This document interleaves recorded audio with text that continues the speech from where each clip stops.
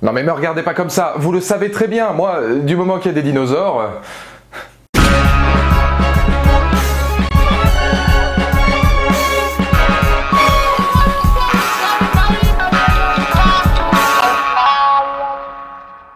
Bonjour à toutes et à tous, c'est Valou et bienvenue pour cette toute nouvelle vidéo, ce nouveau Valou TV. Ça faisait longtemps depuis Peaky Blinders qu'on n'avait pas parlé série télé. Et alors aujourd'hui on se retrouve pas pour n'importe laquelle, on a dit Netflix, on a dit série d'animation et on a surtout dit Jurassic World comme Cretaceous, la colo du Crétacé. Ah, la traduction est approximative, enfin non même pas, mais elle était peut-être évitable. Le nouveau projet de la saga Jurassic World qui ne cesse d'agrandir son univers étendu, en tout cas son univers connecté, après plusieurs tentatives, que ce soit dans le monde du jeu vidéo ou même du court-métrage, puisqu'on se souvient que l'année dernière, ou il y a 2 ans, Battle at Big Rock était arrivé pour étendre cet univers Jurassic World. Et c'est une série, il faut bien le dire, que pas grand monde attendait, mais que beaucoup, presque tout le monde redoutait, pour son côté très enfantin, pour son côté animé, sans véritablement savoir où est-ce qu'il allait emmener le spectateur. Et alors, aussi étonnant que ça puisse paraître, critiquer une série d'animation pour enfants sur la chaîne, je pense que c'est peut-être la première fois qu'on va le faire. Dès qu'il y a un projet Jurassic World, vous savez tout de suite que je suis au rendez-vous, et sur ce genre de configuration, je trouve l'exercice de style et d'analyse particulièrement intéressant, parce que 1, c'est pas tous les jours qu'on peut quand même critiquer une œuvre Jurassic World, et 2, il s'agirait de savoir de quoi on parle.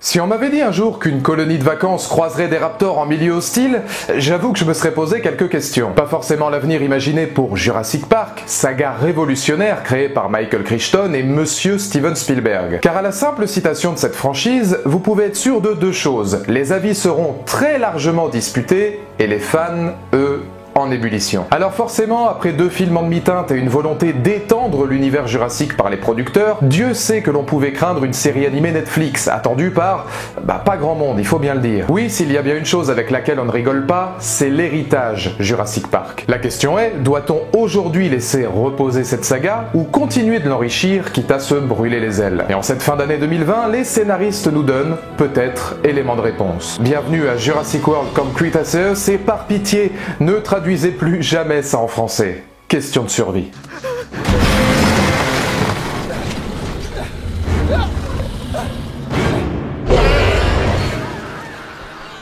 Depuis plus d'1 an, Universal, en partenariat avec Netflix, planche sur une nouvelle aventure du côté d'Isla Nublar. À l'origine du projet, le showrunner Scott Creamer s'engage auprès de Steven Spielberg et Colin Trevorrow afin de proposer récits mettant en scène des enfants, marque de fabrique des réalisateurs et symbole de l'âme Jurassic Park. Très vite, il précise que, selon les souhaits de Spielberg, son histoire ne serait toutefois pas uniquement façonnée pour les plus jeunes. La volonté du patron est claire, dévoiler une nouvelle vision de la saga, à la fois respectueuse de l'œuvre originale, mais aussi enrichissante pour celle-ci. Et si les intentions sont louables, force est de constater qu'à la sortie de Comme Cretaceous, les dires de Creamer semblent assez loin du conte. Nous sommes bel et bien voyageurs d'un conte pour enfants. Cela étant, enrichir un univers permettant aux plus jeunes d'entrer dans un monde nous rappelant justement notre innocence perdue, est-ce vraiment si mal que ça? Voilà pour moi la question en or, énigme d'une série sans prétention, n'ayant pas d'autre idéal que d'émerveiller les plus jeunes, tout en offrant son lot de référence aux grands enfants que nous sommes restés.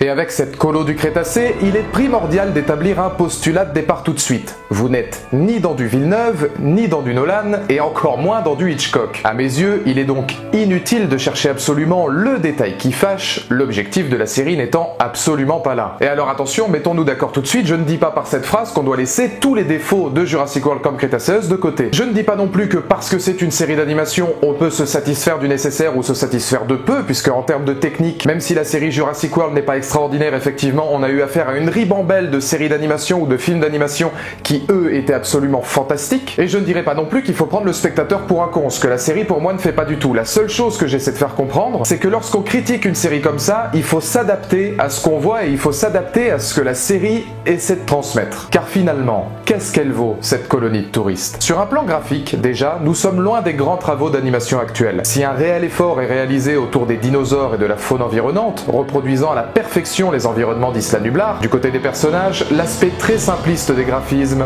peut décevoir. Pour être honnête, à la sortie des bandes annonces, je voyais en Come Cretaceous possible héritage des travaux effectués sur Spider-Man New Generation, dont le visuel semblait parfois similaire, et le moins qu'on puisse dire, c'est qu'à aucun moment Jurassic World ne parvient à égaler la superbe de Miles Morales. Beaucoup plus classique, elle tire toutefois son épingle du jeu pour l'élégance qu'elle parvient à donner à ses dinosaures, dont l'esthétique est elle, en revanche, irréprochable. Ce sera d'ailleurs l'un des points positifs que je pourrais accorder à la série, que l'on parle de rythme, de scènes capables d'apporter en tension ou d'effets de mise en scène via certaines séquences, elle parvient souvent à surprendre et élever son niveau de jeu. D'une colorimétrie elle aussi impeccable, quand Scott Creamer mise sur une séquence, elle sort très vite du lot.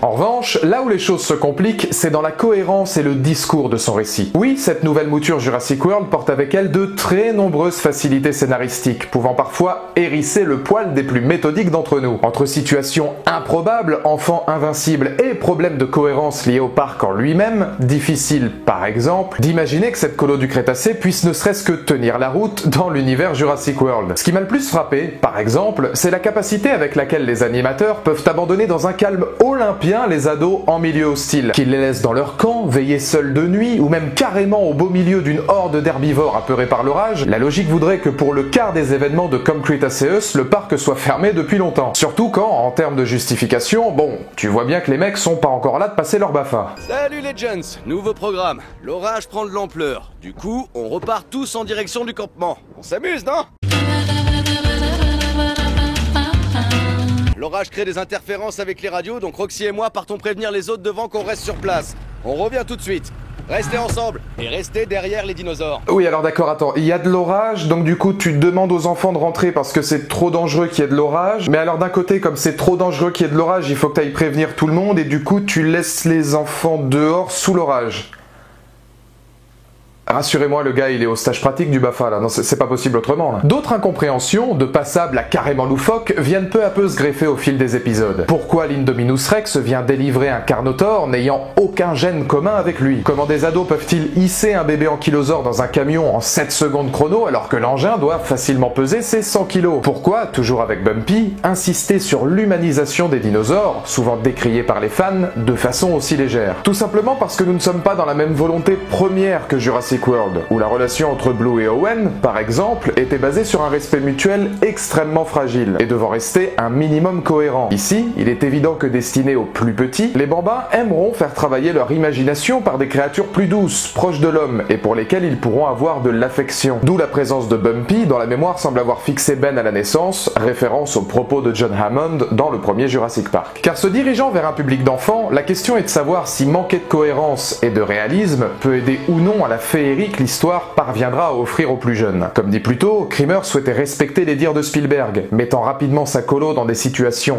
incontrôlables. Il développe alors son idée autour de ce qu'il pourrait vivre sur place, comme une ribambelle d'adultes dévorés sous leurs yeux. Mais là où voir un être humain se faire dévorer vivant devrait normalement terroriser les gosses, ils n'auront malheureusement aucune séquelle ou presque des événements. Et là vous allez me dire, mais bon sang Artworks, ce ne sont que des détails.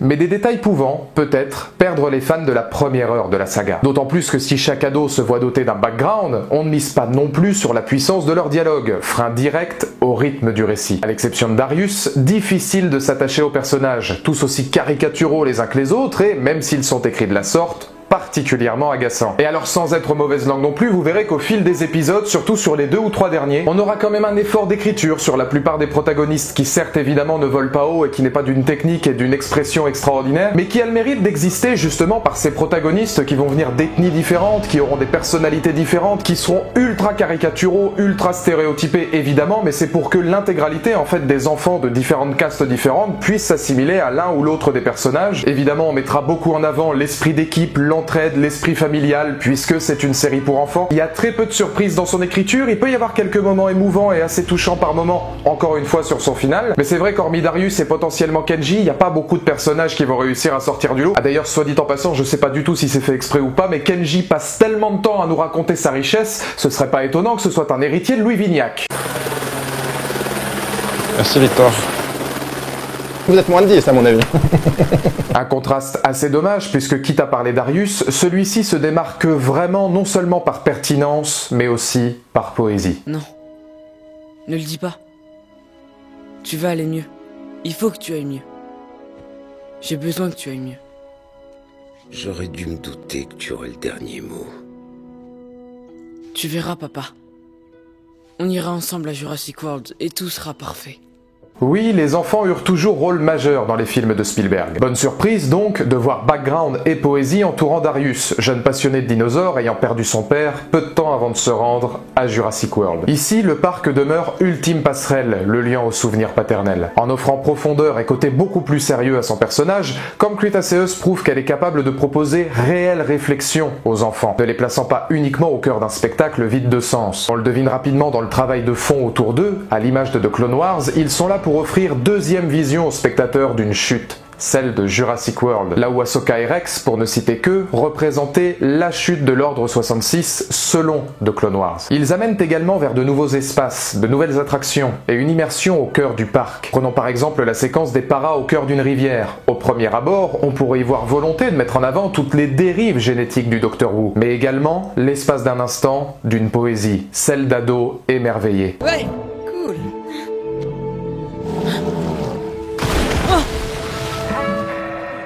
Car via une multitude de séquences, Jurassic World Comme Cretaceous devient pour moi exactement ce qu'il devait être. Un pont féerique et sans prétention, pouvant amener les plus petits au cœur de la saga, tout en provoquant le sourire des adultes par une flopée de références propres à l'histoire originale. Que l'on parle des innombrables zones du parc à découvrir, de la présence de personnages iconiques, comme Henry Wu, de mentions à Alan Grant et Ellie Sattler, et même de caisses de résonance des Raptors, prouvant que même Jurassic Park 3 reste canon à la saga, cette série d'animation n'aura certes pas l'ambition des Golden Globes, mais permettra d'enrichir un univers pour les enfants, entrant dans un monde nous ayant nous aussi émerveillés des années plus tôt. Il est d'ailleurs important de noter que d'un point de vue purement objectif, certaines scènes parviendront à retenir en haleine le spectateur, notamment sur un final bien plus puissant et travaillé que les épisodes précédents.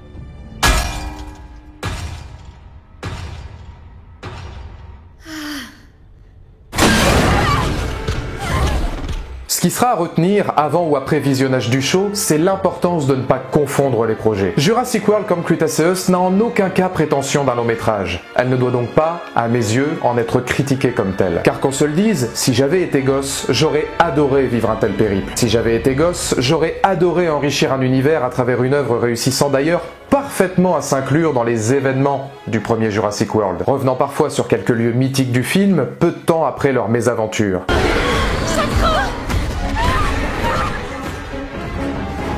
C'est quoi ce délire?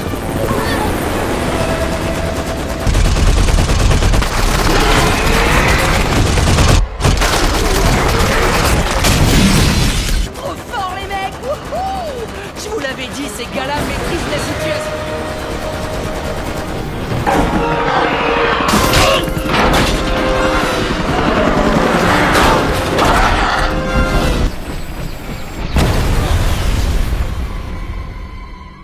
C'est pourquoi, au final, je pourrais comprendre les deux parties. Comprendre les fans n'y trouvant qu'un ultime moyen de tirer sur la corde, n'apportant que peu de choses à une œuvre qu'ils jugent en perdition. Et les autres, plutôt de mon côté, qui malgré les nombreuses facilités propres à une série d'animation classique, pourront tout de même en apprécier l'amour qu'elle donne à la mythologie jurassique, agrandissant un peu plus cette famille, maintenant capable d'avoir référence chez les plus jeunes. C'est ça, sans prétention, Jurassic World Comme Cretaceous. Modeste mais non moins agréable façon de connecter enrichissement et découverte pour petits écrans. Voilà donc toute la nuance qu'il faut apporter à Jurassic World Comme Cretaceous, et dans les commentaires ci-dessous, n'hésitez pas à me donner votre point de vue. Si vous êtes un enfant ou si vous êtes un adulte qui avait des enfants, je pense que vous les verrez s'émerveiller devant cette série. C'est un bon tremplin, comme je le disais, pour que les enfants ne soient pas pris pour des idiots et puissent rentrer dans cet univers, et c'est aussi très important. Malheureusement, c'est vrai que si vous êtes adulte ou si vous êtes un fan inconditionnel de la saga de la première heure, notamment Jurassic Park, ça pourra vite vous laisser au mieux indifférent. Donc oui, c'est une série qui a plein de défauts, qui techniquement n'est pas extraordinaire, mais moi, elle a réussi à me toucher, j'ai passé un bon moment devant, j'ai été agréablement surpris, et notamment la présence de plusieurs dinosaures qu'on n'a pas l'habitude de voir. C'est vrai que là aussi on se repose pas du tout sur ses lauriers,